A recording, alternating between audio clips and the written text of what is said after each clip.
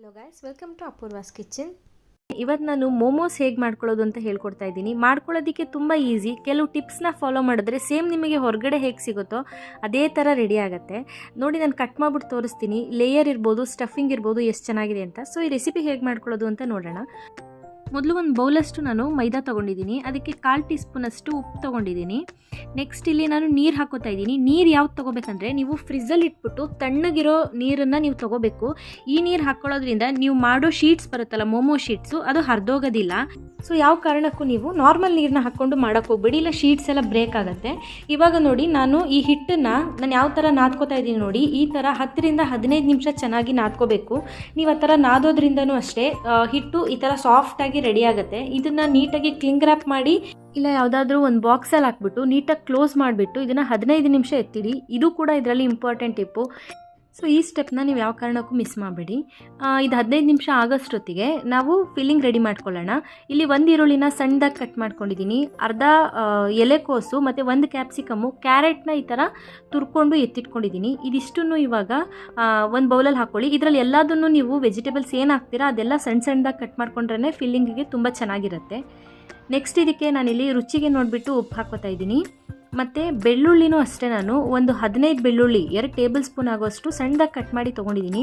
1 tea ಸ್ಪೂನಷ್ಟು ಕಾಳು ಮೆಣಸಿನ ಪುಡಿ, 1 ಇಂಚಷ್ಟು ಶುಂಠಿನ ನಾನು ತುರಿದ್ಬಿಟ್ಟು ತೊಗೊಂಡಿದ್ದೀನಿ.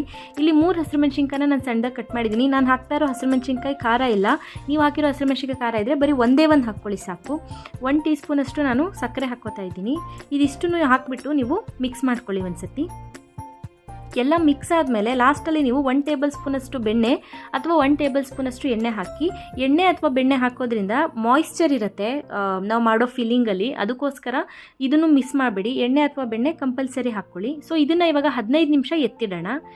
ಮೋಮೋ ಶೀಟ್ ಮಾಡ್ಕೊಳ್ಳೋಕ್ಕೆ ನಾನು ಎತ್ತಿಟ್ಟಿದ್ನಲ್ಲ ಹಿಟ್ಟು, ಅದನ್ನು ತೆಕ್ಕೊಂಡಿದ್ದೀನಿ. ಅದಕ್ಕೆ ಸ್ವಲ್ಪ ಮೈದಾ ಹಿಟ್ಟು ಹಾಕ್ಬಿಟ್ಟು ಒಂಚೂರು ಮಿಕ್ಸ್ ಮಾಡಿಕೊಂಡು ಈ ಥರ ಸಣ್ಣದಾಗಿ ಉಂಡೆ ಮಾಡಿಕೊಂಡು ನೀವು ಎತ್ತಿಟ್ಕೊಳ್ಳಿ. ಇನ್ನು ಅರ್ಧನ ನೀವು ಮತ್ತೆ ಎತ್ಬಿಟ್ಟು ಒಂದು ಕವರ್ ಮಾಡಿಬಿಟ್ಟು ಎತ್ತಿಡಿ, ಇಲ್ಲಾಂದರೆ ಹಿಟ್ಟು ಗಟ್ಟಿಯಾಗಿಬಿಡತ್ತೆ.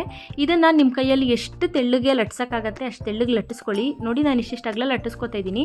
ಯಾಕೆ ಅಂತ ಅಂದರೆ, ನಾವು ಮೋಮೋಸ್ ಮಾಡಿದಾಗ ಒಂದು ಸತಿ ಬೇಯಿಸಿದ್ವಿ ಅಂದರೆ ಅದರೊಳಗಿರೋ ಫಿಲ್ಲಿಂಗ್ ಎಲ್ಲ ಕಾಣಬೇಕು. ಅಷ್ಟು ತೆಳ್ಳಗೆ ನೀವು ಇದನ್ನು ಲಟ್ಟಿಸ್ಕೊಂಡು ಎತ್ತಿಟ್ಕೊಳ್ಳಿ ಒಂದು ಕಡೆ. ಈ ಫಿಲ್ಲಿಂಗ್ ಎತ್ತಿಟ್ಟು ನಾನು 15 ನಿಮಿಷ ಆಗಿದೆ. ಇದರೊಳಗಡೆ ಈಗ ನೀರಿರುತ್ತೆ, ಇದನ್ನು ನಾವು ಸೋಸ್ಕೋಬೇಕು. ನೋಡಿ, ಈ ಥರ ಒಂದು ಬಟ್ಟೆ ಮೇಲೆ ಹಾಕ್ಕೊಂಡು ಜಸ್ಟ್ ನೀವು ಲೈಟಾಗಿ ಪ್ರೆಸ್ ಮಾಡಿದ್ರೆ ಸಾಕು, ನೀರೆಲ್ಲ ಬರುತ್ತೆ.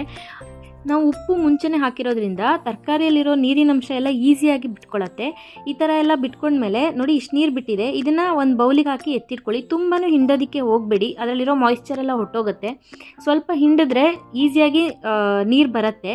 ಇವಾಗ ನೋಡಿ, ಒಂದು ಶೀಟ್ ಮೇಲೆ ನಾನು ಫಿಲ್ಲಿಂಗ್ ಹಾಕ್ಕೊಂಡು, ನೀವು ಮೋದಕ ಮಾಡ್ಕೋತೀರ ಗೊತ್ತಾ, ಆ ಥರ ನೀವು ಇದನ್ನು ಮಾಡ್ಕೋಬೇಕು. ನೋಡಿ, ಅರ್ಧ ಮಾಡಿಕೊಂಡು ಇನ್ನರ್ಧನ ಈ ಥರ ಮಡಿಸ್ಕೊಂಡು ಜಸ್ಟ್ ಹೀಗೆ ಎಲ್ಲ ಕಡೆ ಕ್ಲೋಸ್ ಮಾಡ್ಕೊಳ್ಳಿ. ಅದೇ ಥರ ಇನ್ನೊಂದು ಮಾಡಿ ತೋರಿಸ್ತೀನಿ. ಇದು ತುಂಬ ಈಸಿ ಮಾಡ್ಕೊಳ್ಳೋಕ್ಕೆ. ಇಲ್ಲ ನೀವು ಮೋದಕದ ಶೇಪಾರು ಮಾಡ್ಕೋಬೋದು, ನಿಮಗೆ ಯಾವ್ದು ಇಷ್ಟ ನೀವು ಆ ಶೇಪ್ ಮಾಡ್ಕೋಬೋದು. ನನಗೆ ಈ ಶೇಪ್ ಇಷ್ಟ ಆಗುತ್ತೆ, ಸೊ ನಾನು ಈ ಥರ ಮಾಡ್ಕೋತಾ ಇದ್ದೀನಿ. ನೋಡಿ, ತೋರಿಸ್ತಾ ಇದ್ದೀನಲ್ಲ, ಈ ಥರ ಮಾಡಿಕೊಂಡು ಅರ್ಧ ಮಾಡಿಕೊಂಡು ಇನ್ನರ್ಧ ಕ್ಲೋಸ್ ಮಾಡ್ಕೊಳ್ಳಿ. ನೀರು ಹಚ್ಬಿಟ್ಟು ಅದೇನು ಮಾಡೋದು ಬೇಡ.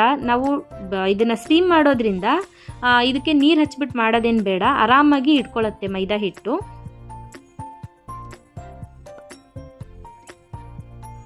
ಸೊ ಇವಾಗ ಇದನ್ನು ಸ್ಟೀಮ್ ಮಾಡ್ಕೋಬೇಕು. ನಿಮ್ಮ ಹತ್ರ ಮೋಮೋ ಸ್ಟೀಮರ್ ಇದ್ದರೆ ಓಕೆ, ಅದರಲ್ಲೇ ಮಾಡ್ಕೋಬೋದು.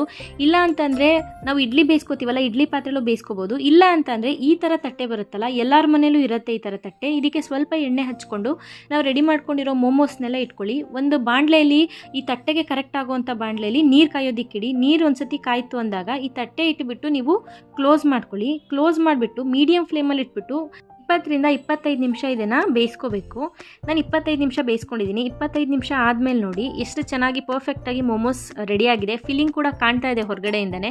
ನಾನು ಕಟ್ ಮಾಡಿ ತೋರಿಸಿದ್ದೀನಿ ನೋಡಿ, ಫಿಲ್ಲಿಂಗು ಎಷ್ಟು ಚೆನ್ನಾಗಿದೆ, ಮೈದಾ ಲೇಯರು ಕೂಡ ತೆಳ್ಳಗಿದೆ. ಸೊ ಈ ರೆಸಿಪಿನ ಮನೇಲಿ ಟ್ರೈ ಮಾಡಿ, ತುಂಬ ಟೇಸ್ಟಿಯಾಗಿರುತ್ತೆ. ಇದನ್ನು ಮೋಮೋಸ್ ಜೊತೆ ಅಥವಾ ಶೇಜ್ವಾನ್ ಚಟ್ನಿ ಜೊತೆ ಸರ್ವ್ ಮಾಡಿ. ಇವತ್ತು ನಾನು ಮಾಡಿದ ರೆಸಿಪಿ ನಿಮಗೆಲ್ಲ ಇಷ್ಟ ಆಗಿದೆ ಅಂತ ಅಂದ್ಕೊಂಡಿದ್ದೀನಿ. ಇಷ್ಟ ಆಗಿದೆ ನನ್ನ ಚಾನಲ್ಗೆ ಸಬ್ಸ್ಕ್ರೈಬ್ ಆಗಿ, ಹಾಗೆ ಲೈಕ್ ಮತ್ತು ಕಮೆಂಟ್ ಮಾಡೋದನ್ನು ಮರಿಬೇಡಿ. Thank you for watching this video.